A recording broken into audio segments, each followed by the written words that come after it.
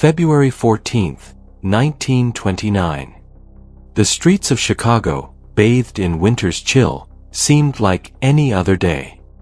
But in a quiet garage, 7 men were about to meet a violent, unexpected fate that would send shockwaves through the entire country. The St. Valentine's Day Massacre. A bloodbath that shook the city's underworld. But who was behind it, and what did it say about the true cost of loyalty, power, and greed? This is the story of Betrayal, the brutal execution of the men who were at the heart of Chicago's most dangerous criminal empire, and the investigation that would forever change the way the world saw organized crime. It's a tale of how violence and betrayal can reshape history, one bullet at a time. In the 1920s, Chicago was a city divided. On one side, the powerful and ruthless South Side Italian gang, led by none other than Al Capone, the kingpin of organized crime. Capone controlled the lucrative bootlegging trade, making millions off illegal alcohol during Prohibition. But there was a rival, a man who wouldn't back down, no matter how much power Capone wielded. On the other side, George "Bugs" Moran led the North Side Gang. The rivalry between Capone and Moran was legendary. Capone's empire was vast, but Moran's gang had spirit, and they weren't willing to give up Chicago's streets without a fight. It was a battle for control of the city. And what happened next was about to make this war between the two men personal and deadly. Capone wanted total control of Chicago's underground, and he would stop at nothing to eliminate anyone who got in his way. It was February 14, 1929, a seemingly ordinary morning, but inside a small garage at 2122 North Clark Street, a meeting would turn into a bloodbath. Moran's gang, unsuspecting, gathered in the back room. But 2 men, dressed as uniformed police officers, arrived. They flashed their badges and demanded to speak with the gang members. They seemed legitimate. Who would question the police? The gang members lined up against the wall, expecting a routine inspection. They never saw it coming. In a flash, the men revealed their true identity, Capone's men. They opened fire with Tommy guns. The massacre was swift. 7 men, including Moran's most trusted lieutenants, were gunned down in seconds, executed in cold blood. The floor of the garage was stained with the blood of those who trusted the wrong man. But there was one person who wasn't on the wall. George "Bugs" Moran had narrowly escaped, but his empire was shattered, and so was his world. The killer's job was done. They left as quickly as they arrived, vanishing into the shadows. But their brutal message would linger in the city for years to come. The police arrived to find a scene of chaos, bodies sprawled across the garage, and the unmistakable scent of betrayal in the air. But it was the silence that followed that would prove even more unsettling.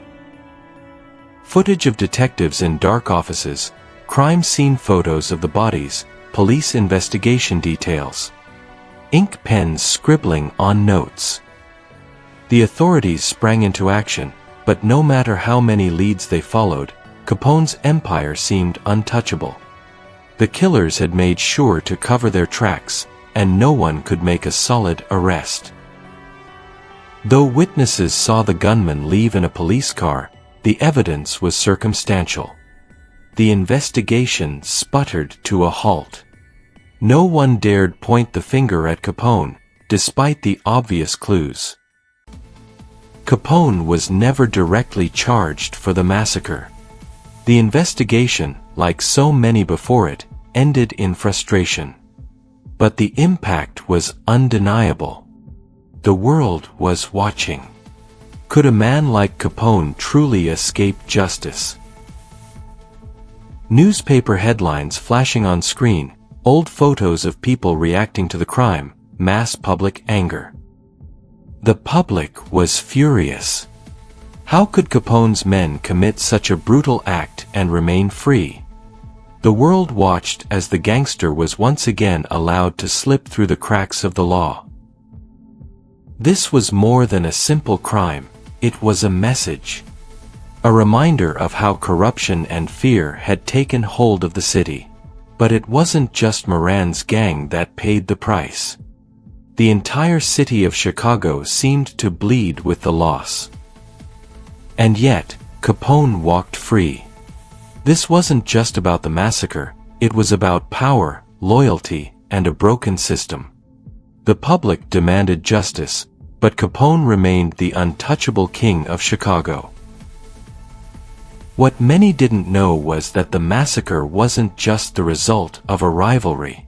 It was the result of betrayal. Someone on Moran's side had tipped off Capone. A man, once loyal to the North Side gang, had turned against his own for a price. This betrayal changed everything. In the world of organized crime, loyalty is a sacred bond, one that must never be broken. Yet, for power, for control, that bond was shattered. The massacre became a tragic symbol of what happens when trust is lost. Power doesn't just corrupt, it destroys everything, including the people closest to you. The St. Valentine's Day Massacre left a scar on Chicago's criminal history. But it also set in motion the end of an era. The massacre led to greater law enforcement efforts, and though Capone remained untouchable for years, it was only a matter of time before the law would catch up to him. The event marked a shift in how the public viewed organized crime. It was no longer just about criminals, it was about the system that allowed them to flourish. Capone's empire would eventually crumble, but the massacre remained a chilling reminder of how violence, power, and loyalty collide in the most devastating ways. And in the end, justice would be served, but not without leaving its marks on the world. The St. Valentine's Day Massacre remains one of the most brutal and haunting moments in American history. A story of power, betrayal, and the cost of loyalty. But what do you think? Could it have been prevented? Was Capone's empire ever truly invincible? Leave your thoughts in the comments below. And don't forget to like, share, and subscribe for more true crime stories that uncover the darkest truths hidden in history.